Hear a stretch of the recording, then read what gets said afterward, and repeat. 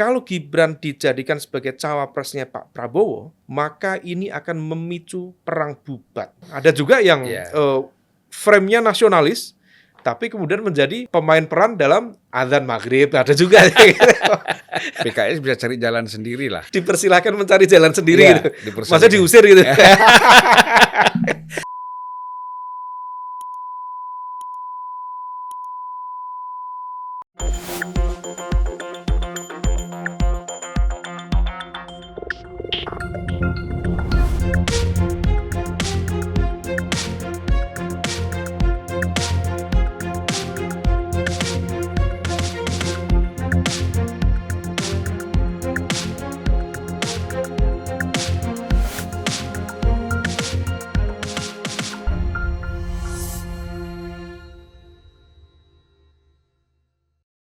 Bismillahirrahmanirrahim. Assalamualaikum warahmatullahi wabarakatuh. Waalaikumsalam warahmatullahi wabarakatuh. Selamat datang, Dr. Umam. Gimana? Terima kasih, Abang Da, Bang Zulfan Linden. Hari ini nggak ngajar ya? Nanti sore, Bang. Oh, ya. Nanti sore. Jangan sampai datang ke Unpacking malah bolos ngajar, tuh bahaya juga. Ternyata ngajarnya sore, makanya bisanya pagi ya. Iya. Kita pun sampai terbirit-birit ini. Karena Dokter Umam ini minta pagi, ya kita tidurnya malam, langsung mandi menuju studio. Memang kalau sufi itu pencerahannya di malam hari, Bang. Kalau sufi, kalau bukan gimana? Suka film. Jadi Mas Umam, kita melihat sekarang ini perkembangan soal capres sudah selesai ya. Siapa calon presiden itu kan kayaknya tidak terkotak-katik lagi. Ya. Sudah tetap, yaitu Anies Baswedan, Prabowo Subianto, dan Ganjar Pranowo. Ini ada perkembangan baru di Unpacking. Apa tuh, Bang? Biasanya kita sebut Ganjar dulu, Prabowo, harus Anies. Oh. Nah, ini sebutnya Anies dulu, Prabowo, baru Ganjar. Kenapa begitu? Lah, jangan-jangan ini kok perbedaan angka nih kan? Oh. Penting ini. Cara penyebutan ini penting ini. Kirain ada tanda-tanda langit gitu. Ya, sebelum dapat komen yang macam-macam, saya jelaskan dulu kan. Iya. Iya, Bang. Nah, sekarang kan yang lagi ramai ini kan persoalan cawapres. Iya. Ya. Banyak sekali. Tadinya luar biasa jumlah cawapres kita ini ya. Iya. Banyak sekali. Ada kira-kira 10 lah. Cukup banyak variannya. Cukup banyak. Sekarang ini semakin mengerucut. Iya. Ya kan? Nah, terakhir ini Khofifah. Iya. Yang paling leading kan gitu. Iya. Ya, kemudian Mahfud Pak MD. Mahfud. Nah, Iya. ini dua ini. Iya.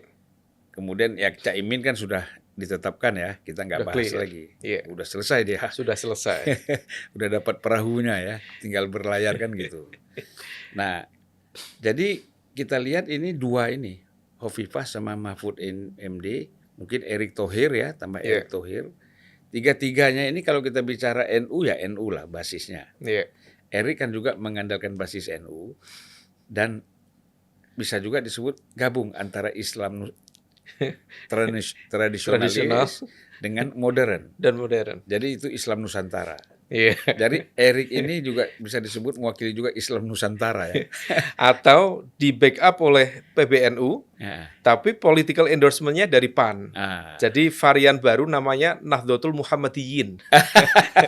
Atau Islam Nusantara Berkemajuan, Bang. Itu Erick tuh posisinya ada di situ sekarang. Iya. Nah, menarik ya. Jadi tinggal tiga ini. Iya. Sandiaga Uno kayaknya sudah agak tenggelam ya. Mereda ya. Mereda karena Iya. Andika juga udah mereda, Sandiaga Iya. Uno mereda, Ridwan Kamil juga mereda. Iya. Tapi kita nggak tahu hitung-hitungan dari partai politik yang ada, kemudian calon presidennya juga akan menghitung kan, Iya. gitu. Nah, mungkin nanti bisa yang sudah hilang pun namanya bisa muncul Bisa lagi, muncul lagi. ya kan? Hidup lagi kartunya. Hidup lagi. Misalnya siapa sangka dulu Pak Ma'ruf Amin sama sekali tidak ada di bursa, Tidak ada di tiba-tiba bursa, tidak muncul. punya elektabilitas. Iya. Tidak diperhitungkan. Iya. Tapi kalau bingung-bingung tiba-tiba nanti kalau Habib Lutfi mau, wah Habib Lutfi lagi yang jadi cawapres kan bisa jadi. Muncul juga kemarin info itu. Ya. Iya. Jadi Habib Lutfi bin Yahya. ya sekarang kan beliau salah seorang one team press ya. Iya. One team press. Ya kan, boleh kita bilang sebagian besar ulama itu kalau Habib Lutfi yang dicalonkan, ya paling tidak bisa merasa kualat ya kalau nggak dukung ya. Hati-hati itu, hati-hati. Hati-hati. Iya. Jadi hati-hati. Beliau ini kan guru sufi bukan hanya di Indonesia ya. Oh, internasional. Internasional. Iya. Dan kemarin Jamaah Ahlut Thoriqoh.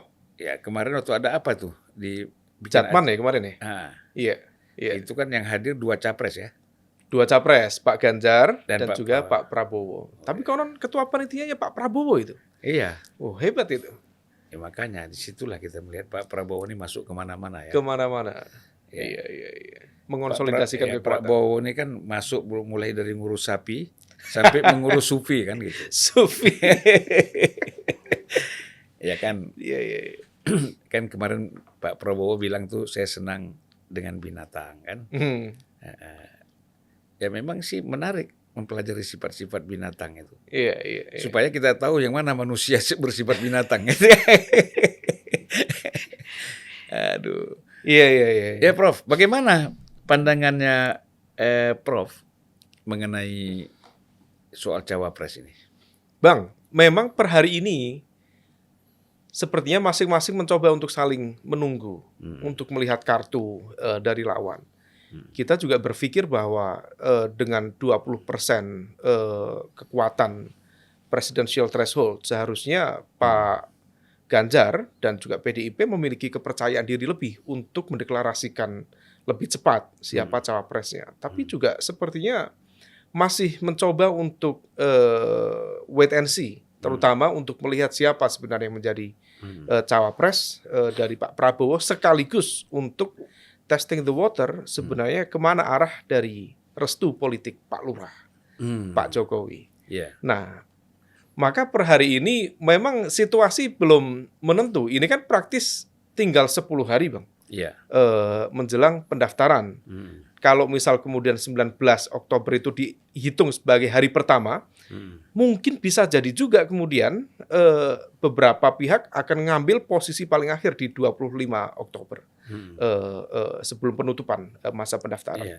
Tapi kalau misal kita cermati, Bang, beberapa nama ya, memang ada faktor yang sekarang perlu kita lihat, bukan hanya elektabilitas, bukan hanya jaringan partai, bukan hanya jaringan non-partai, bukan hanya ideologi, bukan hanya logistik, tetapi juga ada aspek terkait dengan konteks kerentanan. Kerentanan baik terkait dengan konteks kasus, potensi kasus, catatan etik, dan sebagainya. Dan itu dimainkan betul oleh kekuatan tertentu untuk memanage baku atur arah koalisi, terutama dalam konteks penetapan cawapres ke depan. Memang kemarin pasca pendeklarasian Anies Baswedan Caimin, diakui atau tidak, sepertinya dari PDIP dan juga Pak Prabowo sendiri meletakkan variabel Nahdlatul Ulama sebagai sebuah pertimbangan yang cukup serius. Karena kalau misal mereka tidak menggunakan variabel NU dalam menentukan cawapresnya, maka ada potensi Caimin dengan mesin politik PKB-nya bisa mengonsolidasikan basis kekuatan suara NU untuk memberikan dukungan kepada pasangan Amin. Meskipun dengan catatan cukup banyak juga faksi-faksi ya di dalam NU, di dalam PKB sendiri yang seolah ini masih kaget, Bang. Karena kemarin situasinya pasca deklarasi itu banyak juga yang terkaget, baik kekagetan secara politik maupun secara ideologis. Nah, oleh karena itu ini dihitung betul. Nah, maka kemarin begitu kemudian muncul Caimin sebagai cawapres dari Mas Anies, maka kemudian Pak Ganjar menghitung. Sempat muncul nama Pak RK, Ridwan Kamil, tetapi di waktu yang tidak terlalu lama kemudian mereda lagi. Maka kemudian muncul nama seperti Bu Khofifah dan juga Pak Mahfud MD. Nah, di saat yang sama nama Bu Khofifah juga di lingkaran Pak Prabowo, termasuk Mas Erik yang tadi Bang Zulfan sampaikan. Karena bagaimanapun juga variabel NU berpotensi dihitung serius, terutama belajar dari Pilpres 2014, 2019, basis kekuatan yang ada di Jawa Barat dan Jawa Tengah itu preferensinya sudah bisa terbaca. Nah, Yang belum clear itu memang di Jawa Timur. Maka kemudian yang menjadi keyakinan sejumlah pihak, basis pertarungan utamanya memang di Jawa Timur. Maka kalau misal kita cermati, kalau dari sisi Amin Bang, sepertinya mereka sangat berharap kalau Mas Ganjar bisa merangkul Pak RK. Atau dalam bahasa mereka, kalaupun Pak Mahfud masih oke. Masih ada semacam kepercayaan diri berhadapan dengan mesin politik Pak Mahfud dalam konteks perebutan basis kekuatan politik santri, baik di Jawa Timur maupun Jawa Tengah. Tapi kalau misal kemudian nama Mbak Hovifah disebut, maka itu berpotensi menjadi one of the biggest challenger, terutama dalam memperebutkan kursi, dukungan kekuatan basis santri, para kiai, dan juga jaringan pesantren secara umum di Indonesia. Nah, di level itu ya yang kemarin baik PDIP maupun Gerindra tampaknya betul-betul berebut ini Bang. Berebut siapa yang kemudian bisa diambil untuk menjadi cawapresnya. Tetapi kembali lagi ke aspek kerentanan tadi. Sepertinya ada pihak-pihak yang mencoba untuk menghitung itu. Karena bagaimanapun juga isu tentang the invisible hand itu diakui atau tidak memang masih terus berjalan. Yeah. Ada elemen-elemen kekuatan tertentu yang kita hanya bisa merasakan, tidak mudah untuk membuktikan, bisa menggunakan instrumen kekuatan penegakan hukum untuk kemudian menggergaji 1-2 tokoh politik tertentu yang kemudian mereka dipaksa untuk memberikan cek kosongnya. Nah, di level itu siapa itu yang itu tadi itu? Risikonya cukup besar. Tetapi kembali ke di level itu, di level Pak Prabowo sendiri, maka kemudian mencoba untuk membaca aspek kerentanan itu. Nah, maka beberapa nama itu mencoba untuk bernegosiasi ulang. PAN jelas mendukung Mas Erik.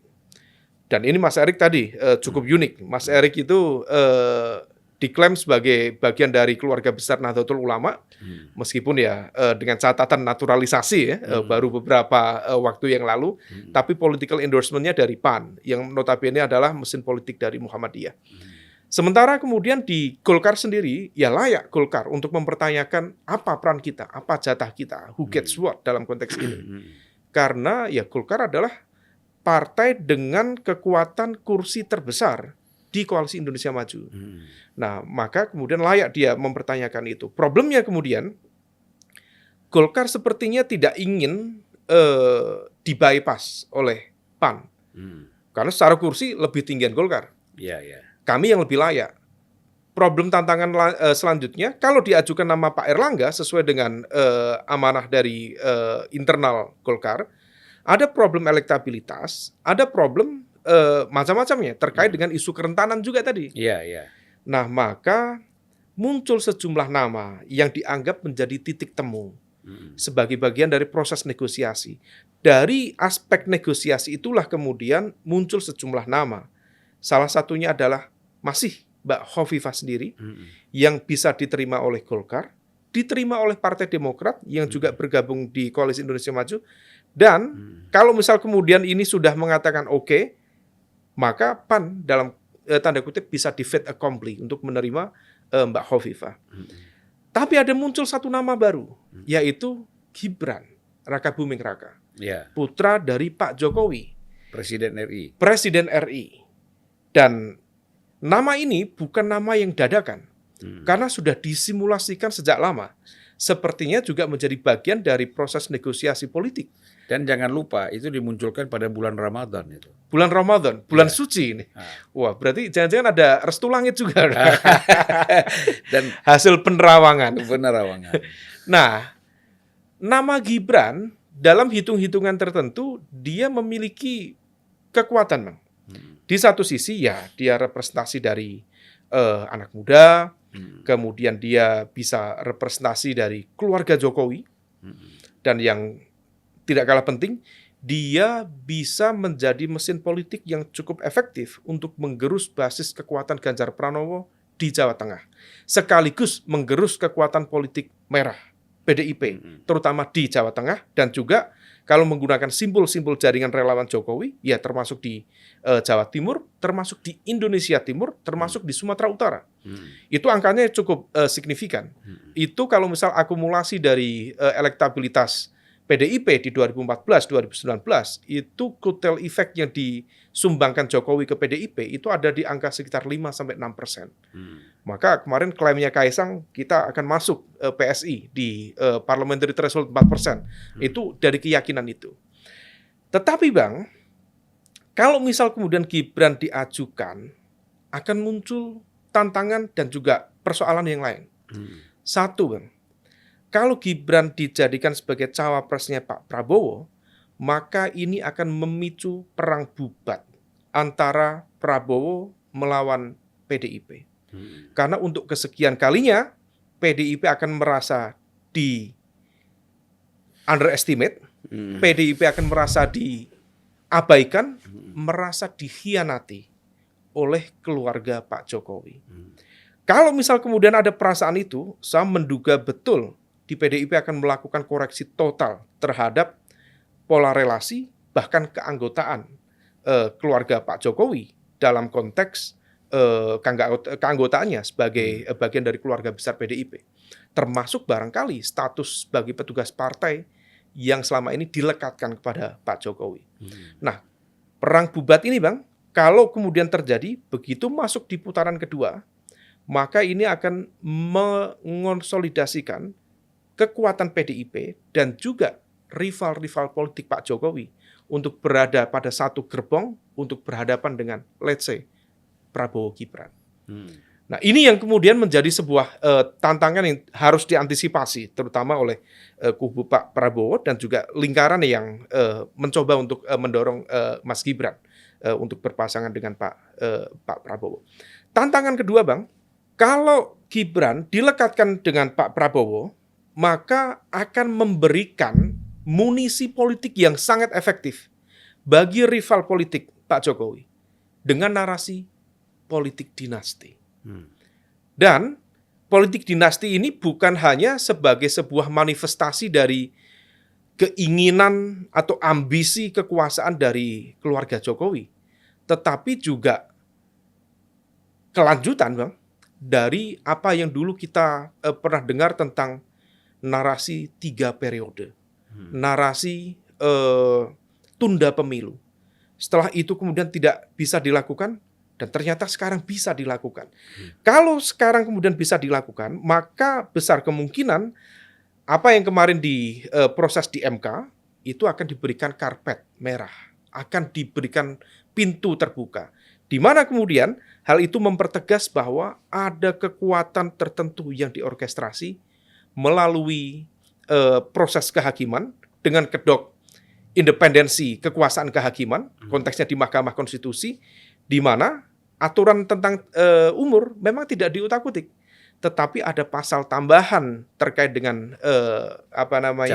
cawapres, yaitu memiliki pengalaman sebagai kepala daerah, baik pada level provinsi atau bahkan pada level tingkat kabupaten kota. Artinya apa? Ini akan memberikan sebuah penegasan bahwa ada intervensi permainan kekuasaan yang kemudian memberikan karpet merah bagi hadirnya Gibran. Diakui atau tidak, itu akan menjadi munisi politik yang sangat efektif untuk menghantam kredibilitas Pak Jokowi, sekaligus untuk mendelegitimasi pencawapresan dan sekaligus pencapresan Pak Prabowo Subianto. Artinya apa? Ini harus dihitung betul. Apakah kemudian di lingkaran Pak Jokowi, termasuk jaringan relawan, punya imajinasi sampai di level itu, atau bahkan mungkin sudah dihitung, tetapi dengan segala kepercayaan diri, yakin mungkin bisa memitigasi itu. Tetapi saya ingin menegaskan satu hal, Bang.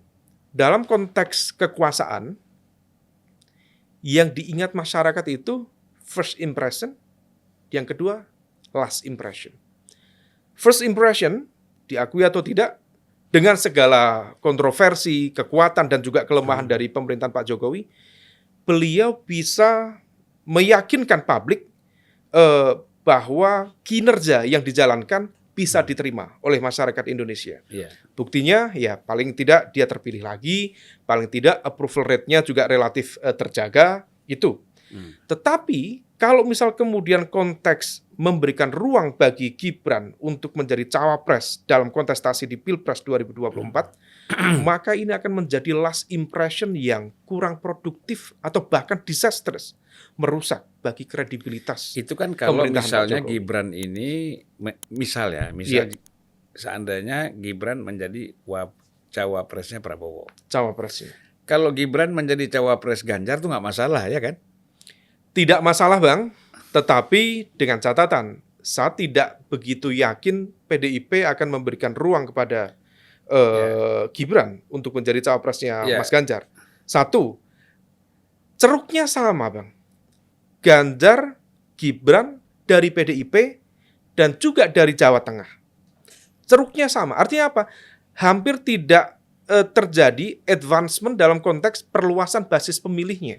Maka tidak akan terjadi perluasan baik di swing voters, di level kekuatan santri dan sebagainya. Peran Pak Jokowinya gimana? Peran Pak Jokowi, nah itu barangkali yang diharapkan. Tetapi masyarakat itu Bang, per hari ini masyarakat umum Bang ya, di beberapa survei yang kita lakukan per Juni kemarin, itu masyarakat masih meyakini bahwa Pak Jokowi itu akan memberikan dukungan kepada PDIP. Dalam konteks ini Pak Ganjar Pranowo. Itu masih di angka sekitar 60%, 70%. Yeah. Meskipun di level elit, banyak yang berspekulasi Pak Jokowi sekarang berada di belakang Pak Prabowo. Artinya apa? PDIP sepertinya per hari ini ya, dengan segala kontroversi dan spekulasi tentang pola hubungan antara Pak Jokowi dengan PDIP, sepertinya mereka sudah mencoba membangun kepercayaan diri Bang, dan juga keyakinan dengan variabel Jokowi atau tidak dengan variabel Jokowi, PDIP akan tetap kukuh memperjuangkan apa yang menjadi keyakinannya. Dalam konteks ini adalah memenangkan Ganjar di Pilpres 2024 mendatang. Karena kalau misal dibandingkan, kenapa diberikan kepada Mas Gibran misal? Sama-sama gitu, kenapa nggak diberikan saja kepada Mbak Puan? Yang setiap hari, siang, malam ngurusin partai, Bang. Ngurusin partai itu nggak mudah. Iya benar. Sementara yang sekarang kita lihat yang mendapatkan insentif elektoral lebih banyak kan kepala daerah. Padahal ngurusin partai itu dinamikanya seperti apa, ngurusin DPT, DCT, DCS, kemudian nanti kalau misal masuk dalam konteks kongres, kemudian konteks bagaimana internal ya terkait dengan pilkada, itu dinamikanya luar biasa dan mengelola itu nggak mudah. Kalau misal memang mau ngambil ceruk sama nasionalis, PDIP harusnya berikan kesempatan pada Mbak Puan. Tapi ternyata PDIP tidak melakukan itu. Dan itu seharusnya, dan itu barangkali bisa juga dijadikan sebagai sebuah munisi lanjutan. Kalau Bu Mega saja kuat tahan hatinya untuk tidak memberikan ruang bagi anaknya sendiri yang siang malam ngurusin mesin politik partainya untuk tidak maju sebagai capres atau cawapres, kenapa kemudian Pak Jokowi memberikan karpet merah kepada putranya? Nah ini yang kemudian perlu menjadi warning, karena sepertinya teman-teman yang berseberangan dengan Pak Jokowi betul-betul menunggu momentum ini. Kalau misal kemudian bisa Gibran di-on-kan kartunya dan kemudian diterima oleh Pak Prabowo, rasanya itu akan menjadi momentum yang cukup terbuka bagi rival politik Jokowi untuk melakukan serangan secara efektif, mendelegitimasi kredibilitas pemerintahan Jokowi di fase akhir, last minute ini, last impression, sekaligus juga mendelegitimasi kredibilitas pencapresan Pak Prabowo itu sendiri. Nah ini saya pikir masing-masing perlu menghitung itu betul Bang, karena kalau misal tidak, impact-nya bisa kemana-mana. Itu menarik ya tadi, contoh Ibu Mega tidak memaksakan Puan maju sebagai capres atau cawapres kan gitu. Dan bukan hanya itu, Ibu Mega ini kan pada saat 2014, pertama kan survei dia tinggi sekali. Iya. Kemudian muncul Prabowo melewati angka surveinya Ibu Mega. Lalu muncul lagi Jokowi melewati Prabowo lagi. Ibu Mega jadi nomor 3. Yeah. Realistik dia tidak maju. Yeah. Ya kan? Secara realistik dia mengatakan dia tidak maju. Yeah. Walaupun sebagai ketua umum partai kadernya kecewa, Hmm. ya, gitu loh, kecewa. Tapi kan ini persoalan hitung-hitungan kan. Hitung-hitungan, Bang. Ya Hitung-hitungan. artinya dia lebih melihat ada kadernya yang memang disenangi oleh rakyat Iya. untuk dipilih ya dia dukung gitu. Iya. Sepertinya lingkaran di sekitar Pak Jokowi juga hitung-hitungan juga itu. Hmm. Dengan mengajukan nama Gibran ya untuk menjadi cawapresnya Pak Prabowo. Dan di saat yang sama sepertinya Pak Prabowo juga mengalami sebuah fenomena atau yang kita diagnosa dengan inferiority complex gitu. Hmm. Karena barangkali dia mengalami trauma, Kang, dengan kekalahan dia di terutama Pilpres 2014 dan Pilpres 2019. Kalau misal kemudian sekarang dia mengambil pilihan di luar Gibran, sementara misalnya Gibran sudah diberikan ruang terbuka oleh MK misalnya nanti ya, secara aturan diperbolehkan, dan kemudian ternyata nanti Prabowo tidak mengambil itu, maka artinya dia berpotensi berhadapan-hadapan dengan Pak Jokowi. Nah, inferiority kompleksnya adalah sepertinya dia merasa tidak secure atau insecure ketika berhadapan dengan Pak Jokowi yang dianggap sebagai representasi instrumen kekuasaan negara. Nah, ini yang sepertinya, Bang, akan menghantui betul pola pikir termasuk juga decision making proses di sekitar Pak Prabowo. Apakah akan memilih Gibran ataukah kembali ke titik nama yang bisa diterima oleh Golkar, bisa diterima oleh Demokrat, bisa diterima oleh PAN. Dalam konteks ini adalah Mbak Hovifah Indar Parawansa. Sekaligus untuk mengamankan basis pertarungan di Jawa Timur tadi itu. Tapi menurut saya ya, kalau seandainya lagi kita kan berandai-andai nih. Iya, Bang. Ya, berandai-andai. Ini basis simulasi semuanya pengandaian. Pengandaian. Tapi dihitung betul. Ya, artinya begini. Kalau betul nanti Pak Jokowi menyetujui Gibran ini menjadi wakil presidennya Prabowo, cawapresnya Prabowo. Ya kan? Dengan pengalaman sebelumnya Kaisang sudah menjadi ketua PSI. Partai Solidaritas Indonesia. Nggak boleh salah tuh. Maksudnya nanti bisa jadi partai sosialis kan salah. Ya kan? Plesetannya ngeri. Nah, jadi kalau kita lihat dari aspek ini, sudah pasti Pak Jokowi itu kalau dia setuju ya. Oke, saya dukung nih Gibran jadi cawapresnya Prabowo. Itu saya yakin dia punya tim yang kuat. Berhitung. Mulai berhitung bagaimana sikap PDIP terhadap dia. Ya kan? Tadi bagaimana soal Jawa Tengah. Bagaimana persoalan kelompok-kelompok Islam. Bagaimana reaksi dari kelompok yang oposisi. Ya kan? Iya, betul. Nah, itu saya kira dia hitung matang. Ingat Pak Jokowi ini punya masukan dari intelijen, dari berbagai intelijen. Mulai dari BIN, BAIS, ya kan? Kemudian Kejaksaan juga punya intel. Ya kan? Kan pasti dong ada intel kan. Jam intelnya kan ada. Kemudian polisi juga ada as intelnya. Gitu. Di samping ada BAIS, ada lagi as intel Panglima, Kasat, sampai as intel itu kan sampai Kodim pun ada. Nah, jadi ini bisa menjadi masukan buat Pak Jokowi untuk menghitung.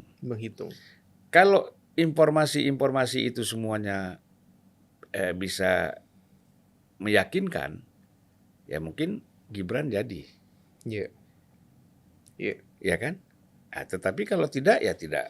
Mungkin tidak diteruskan gitulah. Dengan banyak pertimbangan. Nah sekarang kan kita berbicara tadi bahwa seolah-olah seandainya MK memutuskan bahwa arahnya kan ke Gibran, bahwa Gibran bisa menjadi cawapres. Saya kok belum yakin Pak Jokowi itu setuju.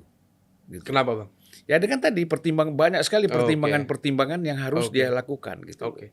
Tapi kalau checklistnya aman, itu lain lagi, ya kan? Nah ini kan tinggal bagaimana menghitung-hitung, ya kan? Ya sama saja. Sejauh mana kekuatan intelijen dari pihak lawan, ya kan? Ya, baik resmi atau mungkin tidak resmi. Tidak resmi. Ya, kan yang struktural kan intelijen yang di bawah presiden, pemerintahan kan. Nah, jadi ini saling hitung-menghitung nanti. Iya. Nah, di sini menghitung, sini menghitung.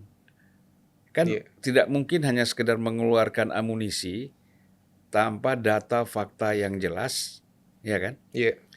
Artinya kan kalau dalam ilmu taktik strategi, ya kan, jangan sampai taktik yang salah, ya kan, itu mengorbankan strateginya kan gitu. Iya, betul kan? Betul. Ini taktik salah nih.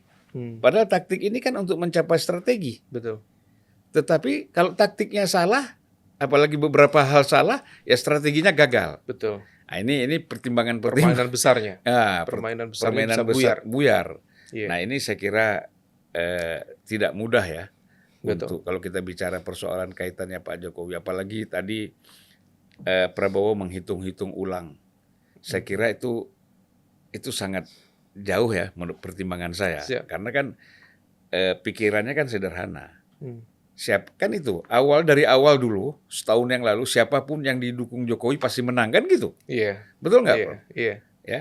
Ada mitos begitu. Iya. Nah, itu saya kira oleh Pak Prabowo tetap menjadi pegangan. Iya. Tetapi PDIP kan sudah sedikit bergeser, bukan sama sekali melepaskan Pak Jokowi, tapi mulai ada sikap. Iya. Tadi ada Pak Jokowi ataupun tidak, kita tetap jalan gitu kan gitu. Tetap yakin menang kan gitu. Dan itu kan di internal PDIP sudah seperti itu nampaknya. Iya. Sudah pernah juga kita launch kita di sini, ya kan? Iya. Nah, Iya. Jadi menarik ini, ya. Kita tunggu, Bang. Ya. Konon kabarnya momentumnya minggu ini. Kalau misal kita cek RPH, Kaisang sudah menyatakan di Garut kemarin, Gimana? waktu acara PSI di Garut, kunjungan dia konsolidasi PSI di Garut, Jawa Barat, udah mengatakan bahwa dia mendukung Gibran menjadi cawapresnya Prabowo. Oh gitu ya? Oh iya, ini Oke. Nah, itu kan artinya, tapi Gibran sendiri kayaknya masih belum menentukan, itu kan baru Kaisang. Semua masih wait and see, Bang. Sambil menanti kepastian dari Mahkamah Konstitusi. Iya, betul. Dan menurut informasi spekulatif, Bang, RPH itu akan dilakukan minggu ini, rapat putusan hakim. Biasanya pasca RPH itu pengumuman ke publiknya lebih cepat. Nah, konon kabarnya pengumuman akan dilakukan ya minggu ini. Kita nggak usah sebut hari ya. Nanti malah urusan panjang gitu. Iya. Minggu ini dan pasca itu sepertinya kemudian sel-sel kekuatan yang berada di lingkaran Pak Jokowi akan tekan tombol semuanya. Termasuk Projo yang sudah jauh-jauh hari menyatakan bahwa sekitar tanggal 15 bisa lebih cepat atau sekitar itu akan memberikan dukungan kepada capres berinisial P. Kalau kita ikuti interaksinya, kedekatannya, pola koordinasi selama ini, semuanya mengarah ke Prabowo. Tetapi belum clear, karena apa? Tombol dari MK sampai sudah ditetapkan, sudah diputuskan terkait dengan pasal itu, baru kemudian nanti akan menyala. Ya, P itu ada 2. Gimana tuh?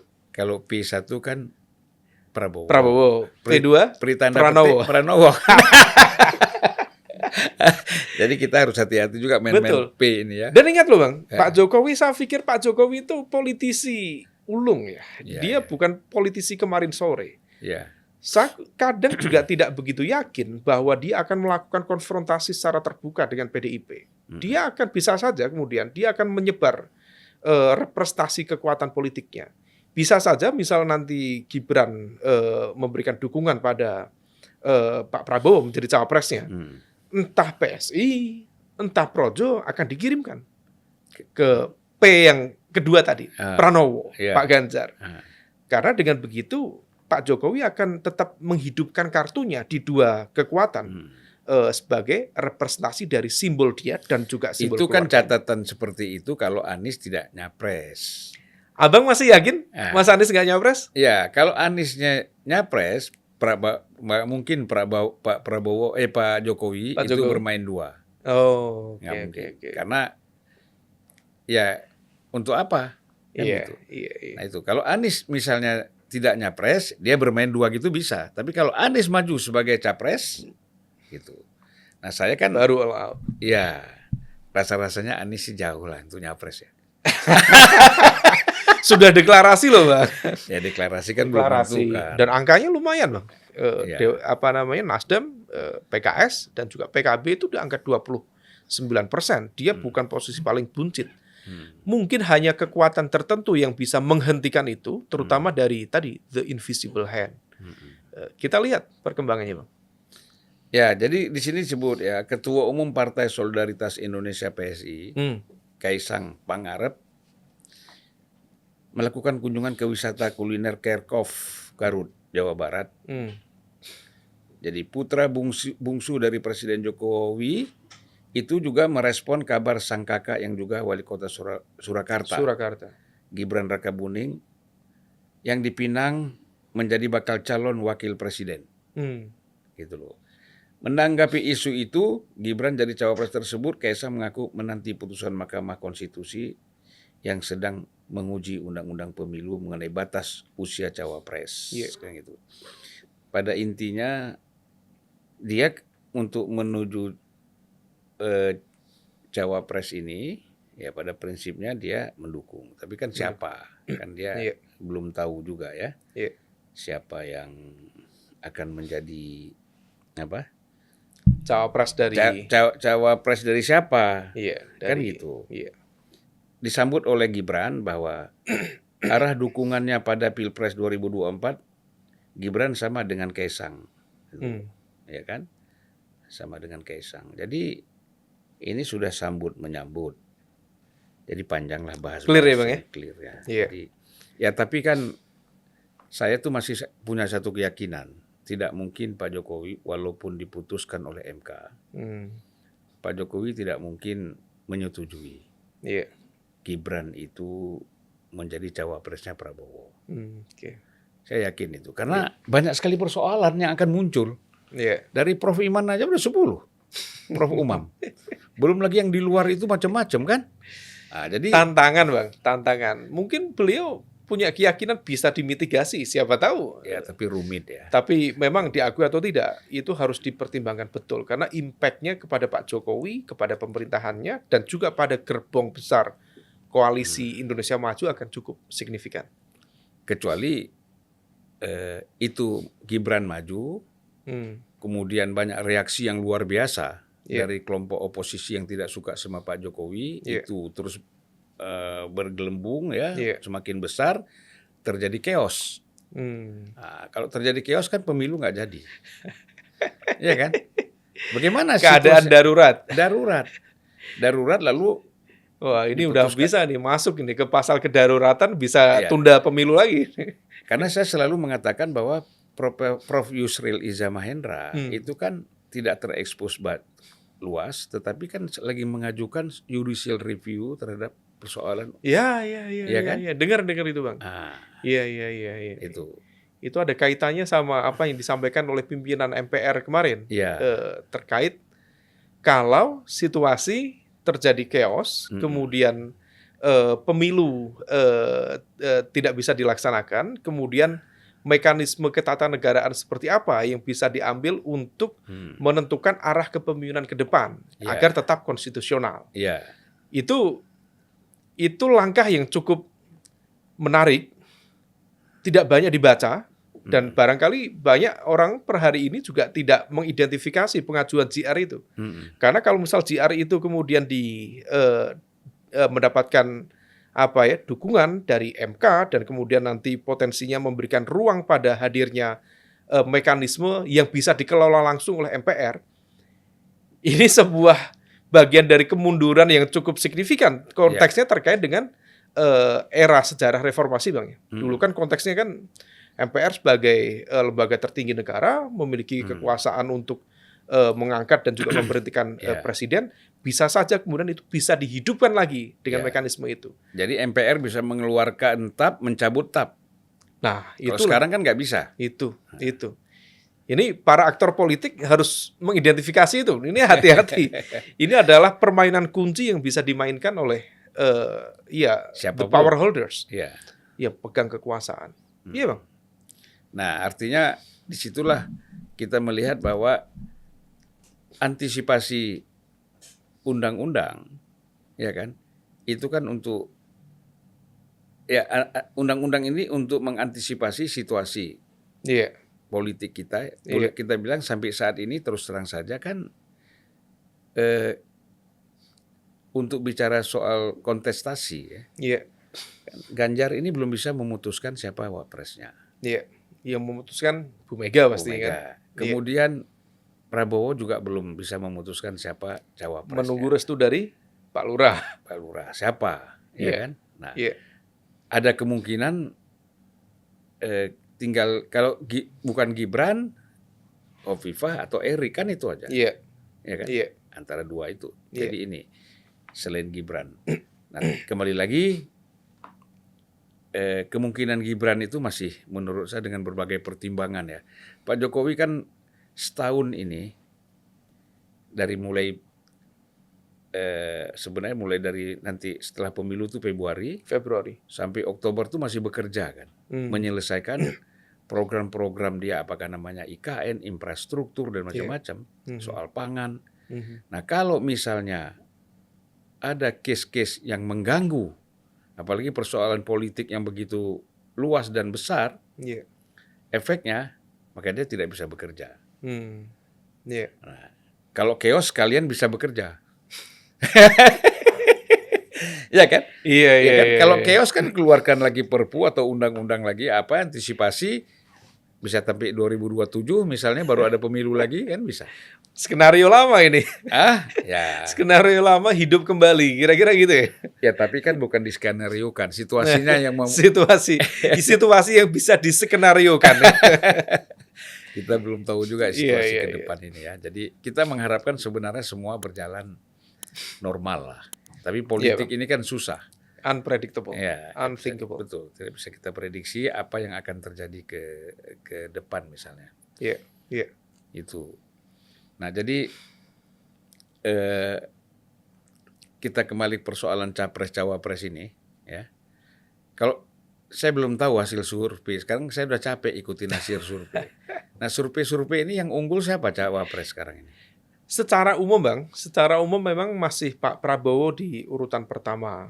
Tapi keunggulannya itu tidak pada satu titik yang memiliki gap yang besar dengan Mas Ganjar. Ya? Iya. Nah. Kemudian disusul oleh Mas Anies Baswedan di posisi nomor 3. Memang problemnya adalah ada gap, tetapi gapnya itu tidak signifikan. Artinya sebenarnya Mas Ganjar memiliki potensi untuk membypass atau melampaui mengejar elektabilitas Pak Prabowo. Namun kalau misal kita cermati semuanya, karena ini kan tidak ada elektabilitas yang bisa mendominasi satu sama lain, maka memang diakui atau tidak posisi cawapres kali ini Bang di Pilpres 2024 memang cukup menentukan, cukup strategis. Iya.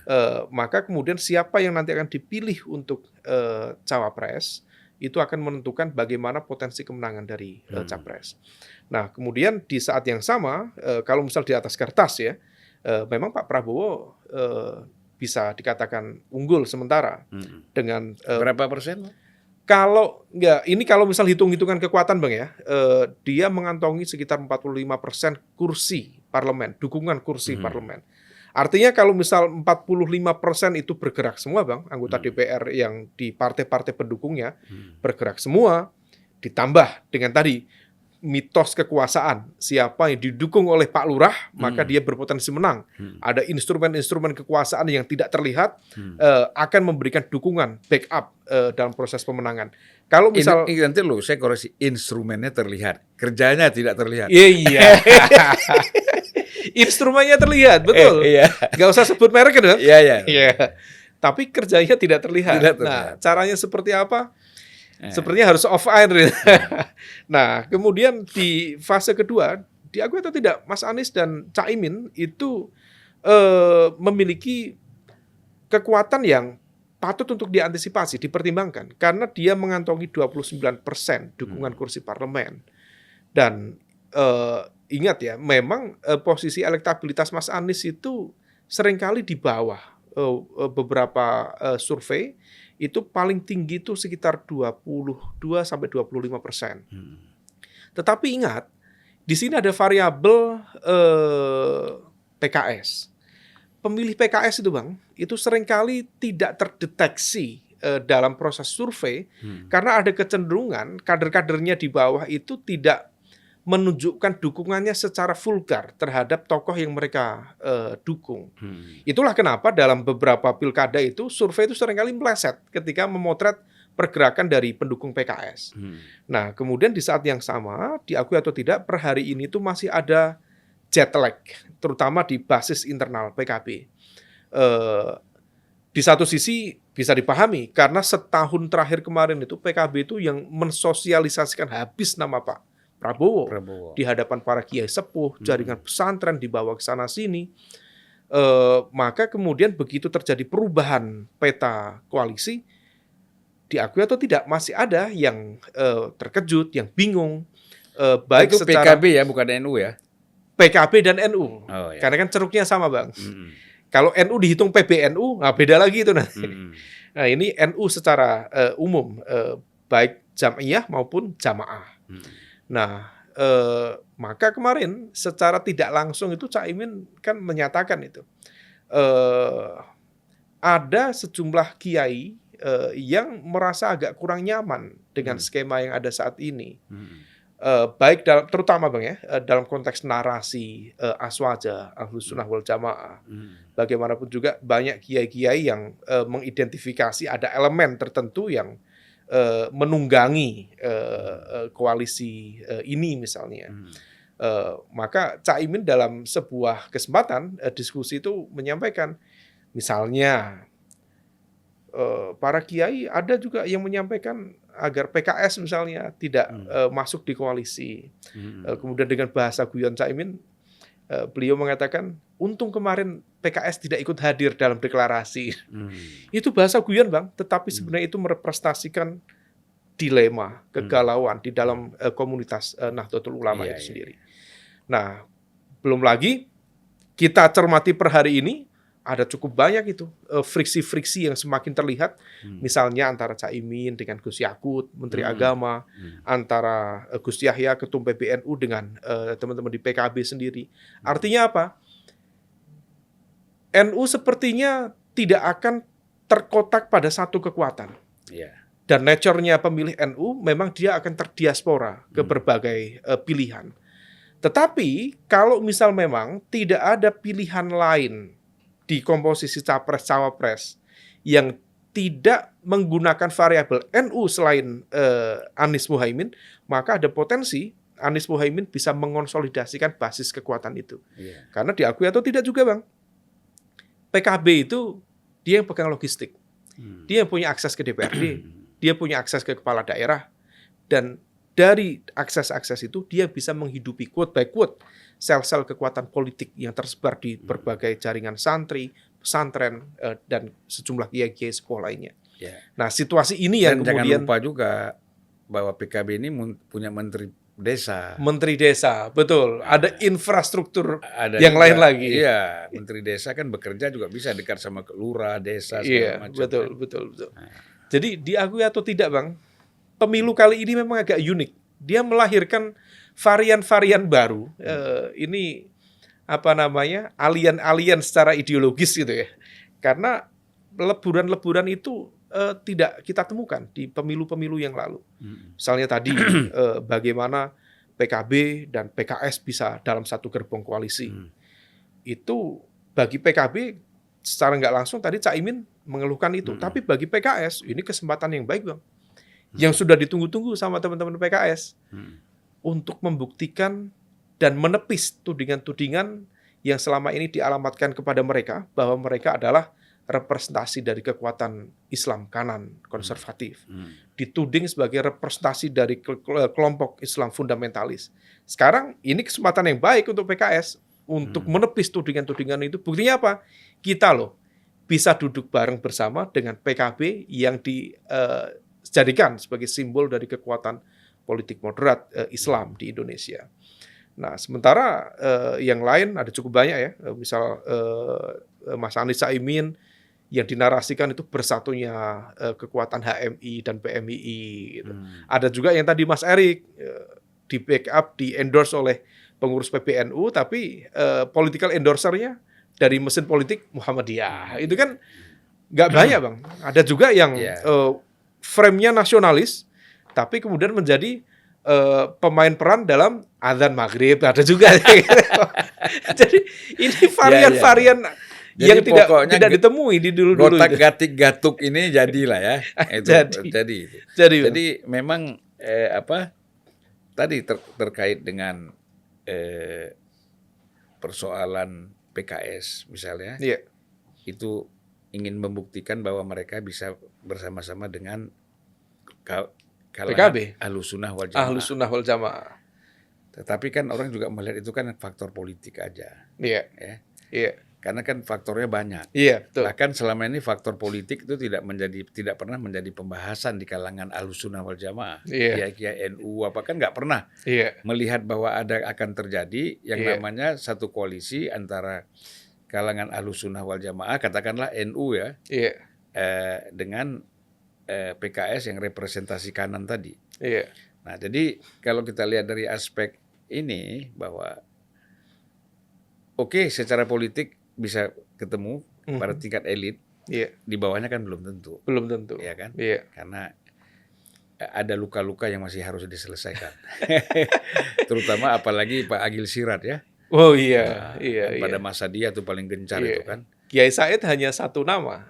Di daerah cukup banyak nama-nama kiai sepuh dan juga kiai-kiai muda juga, Bang.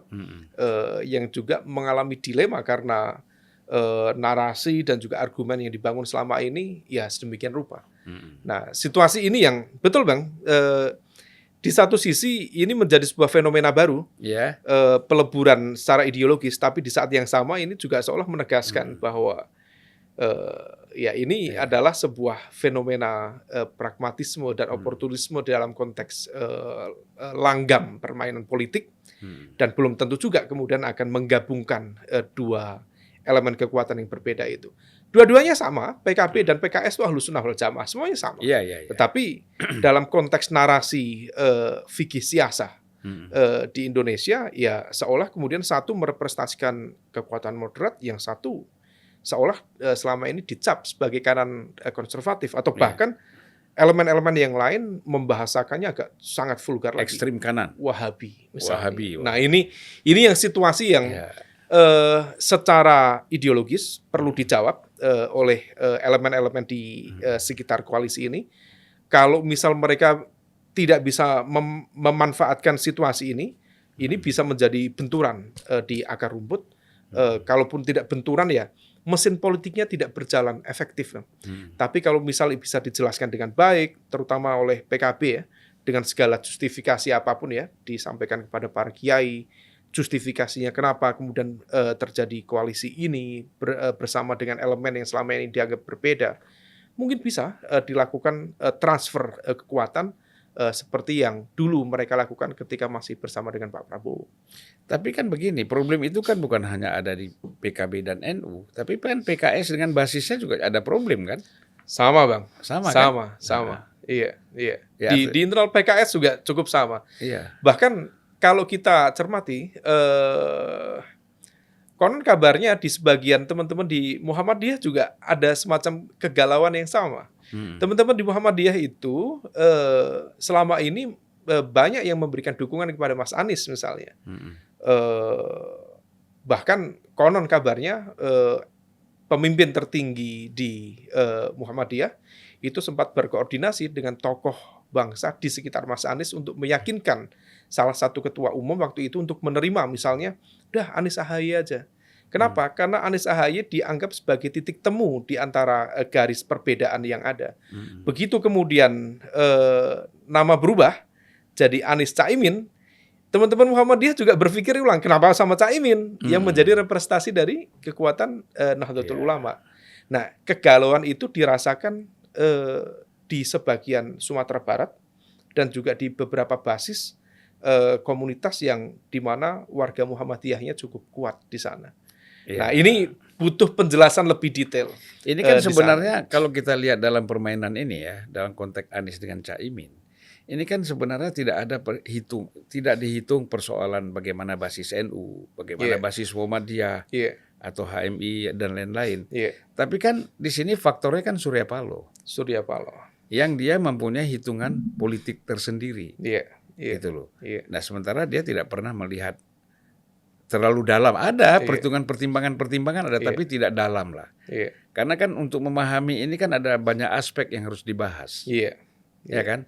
Aspek sosiologis, antropologis, Iya, kompleks. termasuk religiusnya kan. Iya, betul. Itu yang betul. paling berat. Iya, ideologi dalam konteks cara pandang keislaman, Bang ya. Iya. Manhaj dalam konteks keislaman, iya betul.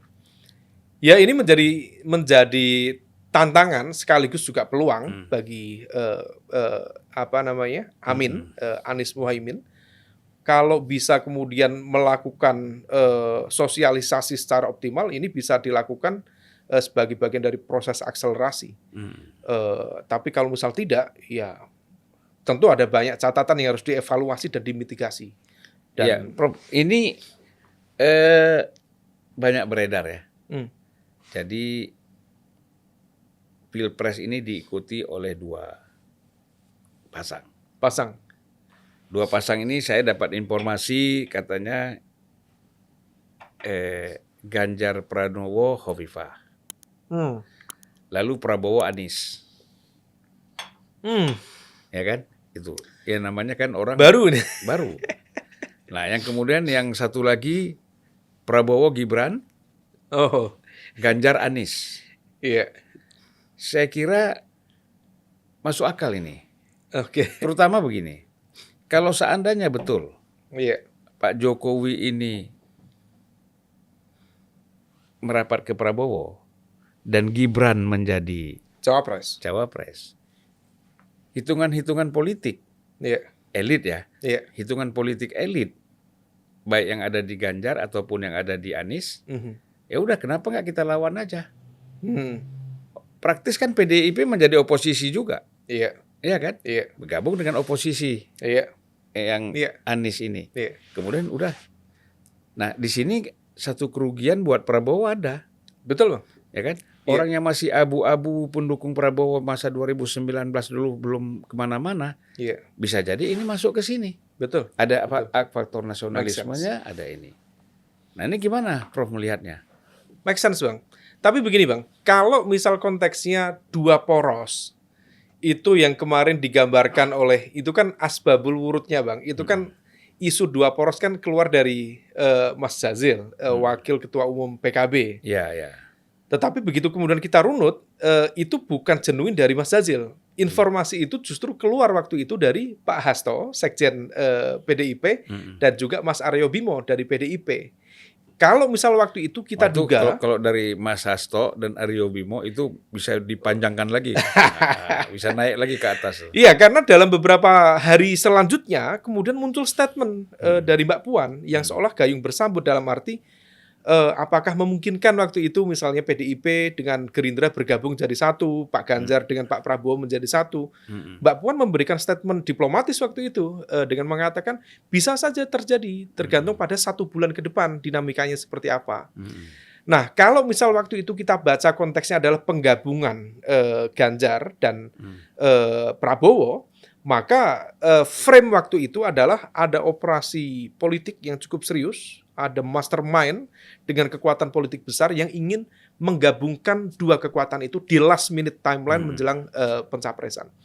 Tetapi ternyata tidak gayung bersambut. Rakernas PDIP kemarin Bu Megawati menyatakan secara terbuka, saya melongo, saya yang ketua umum tidak tahu menahu. Nggak tahu, nggak dengar, nggak apa. Artinya itu adalah sebuah ekspresi penolakan secara terbuka terhadap agenda untuk menyatukan Ganjar dan Pak Prabowo. Boleh, sebenarnya boleh Ganjar presiden, Prabowo wakil. Nah itu masalahnya kan nggak terjadi. Nggak terjadi. Susah itu diinikan. Kalau mau udah dari dulu, Bang. Iya. Nah, yang menarik itu tadi analisa Bang Zulfan itu betul dan itu terkonfirmasi. Dan tadi sempat saya sampaikan, Bang. Kalau misal Mas Gibran disandingkan dengan Pak Prabowo, maka itu akan menjadi sebuah momentum bagi bersatunya PDIP dengan seluruh kekuatan rival politik Pak Jokowi. Skemanya mungkin tetap tiga pasang, Bang. 3 pasang dalam arti Mas Ganjar, Pak Prabowo, kemudian Mas Anies akan leading, kemudian masuk di putaran pertama. Tetapi dalam konteks putaran kedua, maka bisa saja elemen dari pendukung Anies Baswedan akan bersatu dengan PDIP. Itulah relevansi dari pertemuan Mbak Puan Maharani dengan Pak JK kemarin. Yeah. Kalau dipikir-pikir secara ideologis agak kurang ketemu. Ada PKS di sana, ada PDIP di seberang yang lain, ada komunikasi yang lagi ada problem antara Pak Surya Paloh dengan Bu Mega. Tetapi kalau misal kemudian faktor-faktor ego itu sudah dibangkitkan, menyaksikan bagaimana kemudian PDIP tadi merasa dilangkahi, merasa dikhianati oleh keputusan politik keluarga Pak Jokowi, maka ini bisa menggabung menjadi satu, Bang. Nah, ini yang harus dibaca betul oleh Jadi persoalan elit kita, persoalan elit politik kita ini bukan persoalan ideologi. Persoalan ketersinggungan pribadi, ya, persoalan ego. Ini baku atur di level elit. Elit. Itu makanya saya melihat bahwa kekecewaan elit terhadap satu elit yang lain, ya kan? Ini yang membuat terjadi perbedaan-perbedaan bahkan sampai pada perpecahan misalnya. Jadi faktor ideologi sama sekali tidak ada sebenarnya. Praktis nggak ada. Nggak ada kan. Demokrat dengan PDIP itu secara ideologi sama. Iya. Nggak ada perbedaan. Tapi nggak ketemu. Secara politik tidak ketemu. Meskipun kemarin Mbak Puan sama AHY sudah ketemu dan itu langkah yang cukup positif. Gitu. Mas Anies dengan misalnya capres yang lain, mungkin Mas Anies distereotipkan pasca pilkada DKI sebagai representasi Islam. Tetapi dalam konteks pandangan nasionalismenya tidak ada perbedaan antara Mas Anies, Pak Prabowo dengan Mas Ganjar. Artinya secara ideologis sebenarnya tidak ada sesuatu yang kemudian menjadi titik beda secara signifikan. Tetapi lagi-lagi di ranah elit itu sendirilah yang kemudian menjadi titik-titik pembeda. Sama dengan pola hubungan antara Pak Surya Paloh dengan nama-nama yang tadi disebut. Iya. Jadi sebenarnya tidak ada kekhawatiran faktor PKS. Seandainya koalisi Anies Baswedan, ya kan, akan berkoalisi dengan PDIP misalnya. PKS kan bisa bukan dibuang ya. PKS bisa cari jalan sendiri lah. Paling tidak gabung, ada kawannya sudah masuk ke Prabowo. Sopan banget bahasa Bang Zulfan. Ya. Dipersilahkan mencari jalan sendiri gitu. Masa diusir gitu. Silakan cari jalan sendiri. Yang paling mungkin kan PDIP tidak mau terima. Pasti dia akan bergabung ke Prabowo. Dan nggak mungkin juga dia tidak punya calon presiden. Ya kan? Kalau misal skemanya gitu Bang, kemana arah Caimin dan PKB kira-kira Bang?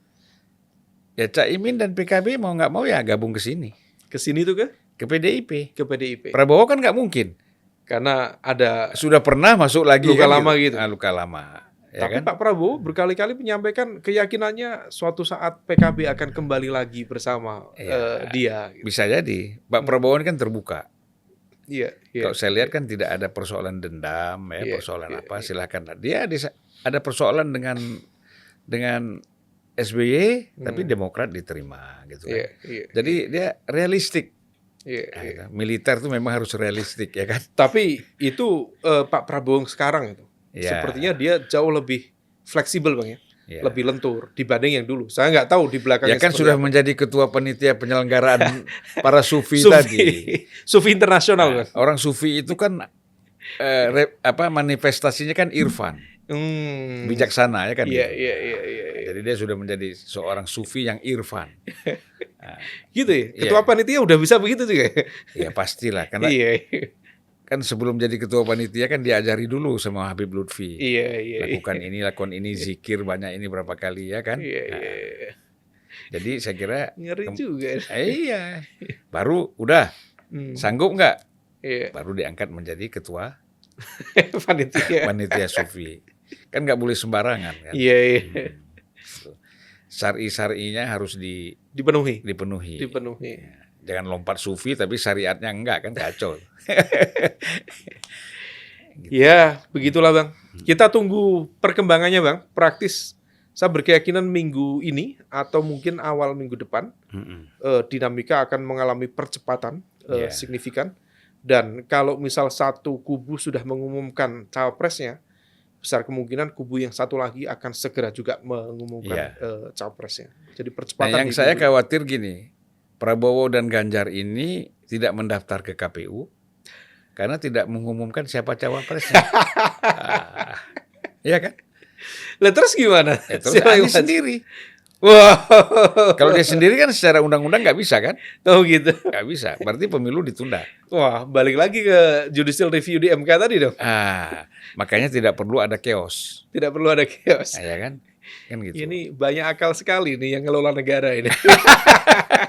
Ya kan? Jadi tidak usah berpikir soal chaos. Coba kita Ganjar nggak punya cawapres, ini nggak punya cawapres. Saya berharap lah Bang. Karena begini Prof, informasi yang kita dapat, para cawapres ini semuanya kalau dibuka, itu kan ada masalah hukum. Tadi aspek kerentanan tadi. Kerentanan tadi. Ya kan, rentan. Jadi kan capresnya takut. Kita angkat si ini, nanti dibully, cawapresnya dibully. Kita pakai si ini, cawapresnya dibully.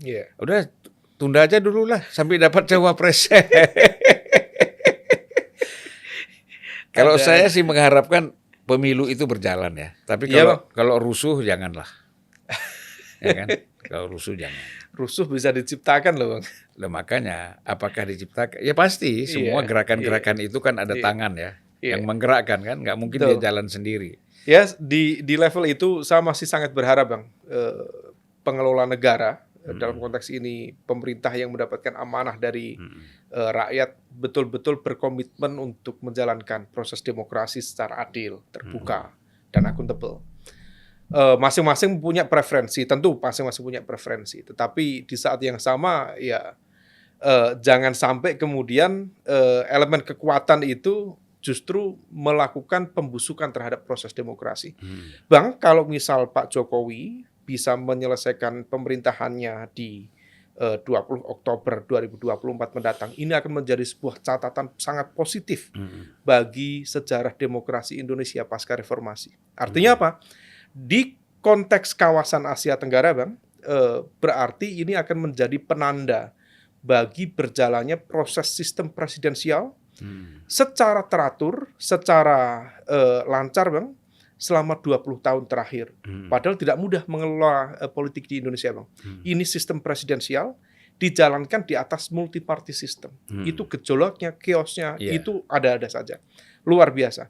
Tetapi 10 tahun era SBY dengan segala catatan berjalan, 10 tahun era Joko Widodo dengan segala catatan berjalan. Kalau ini bisa dituntaskan dengan baik, pemilu bisa dijalankan dengan baik di 2024, ini adalah capaian demokrasi kita. Mungkin kita di dalam, Bang, mengkritik habis catatan-catatan kelemahan demokrasi.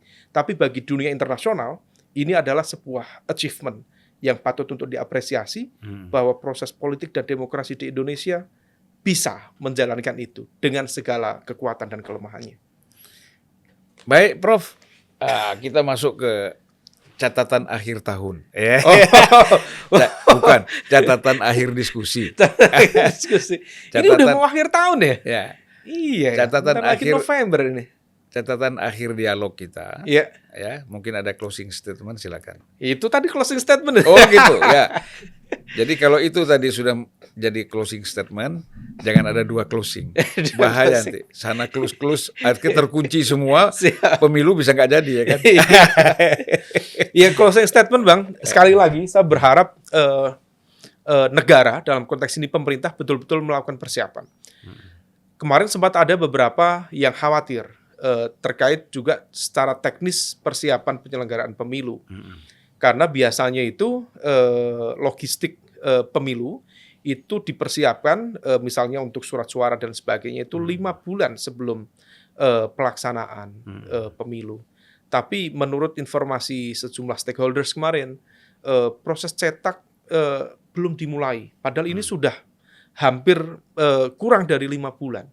Kita berharap tidak ada kemudian nanti lagi-lagi argumen tentang ketidakmampuan atau ketidaksiapan dalam konteks penyelenggaraan pemilu. Maka saya berharap betul bagi negara, ini negara, dan juga political will of the top political leader, dalam konteks ini adalah presiden, untuk berkomitmen secara penuh menyelenggarakan proses demokrasi ini secara terbuka, lancar, aman, dan adil.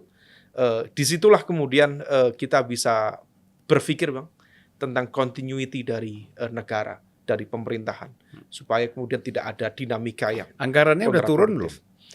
Anggaran kemarin sudah turun, tapi konon baru diketok 1 putaran. Padahal kalau misal 3 capres-cawapres, pasangan capres-cawapres, most likely 2 putaran. Menurut informasi yang saya terima, pemerintah sepertinya sekarang sedang mencoba mengonsolidasikan kapasitas fiskalnya. Sebagai konsekuensi harus memangkas beberapa anggaran yang dialokasikan ke kementerian untuk dikumpulkan lebih banyak, terutama dalam backup putaran kedua pemilu. Tapi kalau misal bisa dilakukan, tentu itu harus diketok secepatnya supaya kemudian KPU sendiri dan juga Bawaslu sebagai penyelenggara pemilu tidak merasa ketar-ketir. Ini nanti kalau masuk putaran kedua, infrastruktur belum siap, anggaran belum siap, nanti mereka juga yang dipersalahkan. Kita tidak ingin KPU dan Bawaslu menjadi korban juga. Nah, maka stakeholders semua, penyelenggara pemilu, pemerintah, DPR, semua harus memastikan itu. Dan kita bagian dari masyarakat sipil juga ikut memelotot itu. Supaya kemudian nggak ada justifikasi tadi, Bang, dengan alasan chaos, alasan ketidaksiapan penyelenggara pemilu, alasan apapun, sehingga kemudian endingnya terjadi disrupsi demokrasi di Indonesia. Oke, terima kasih Prof. Siap, Bang. Terima kasih banyak atas pencerahannya dari Bang Zulfan Lindan, terutama terkait poin sufi tadi itu. Penting itu. Yang tercerahkan itu kita, ya kan? Kemudian masyarakat juga insya Allah tercerahkan. Amin. Dengan apa yang disampaikan, semua dalam konteks kita membangun, meningkatkan kualitas demokrasi. Siap, Bang. Di Republik kita ini. Betul. Ya, jangan sampai terganggu. Siap. Terima kasih Prof. Assalamualaikum warahmatullahi wabarakatuh. Waalaikumsalam warahmatullahi wabarakatuh.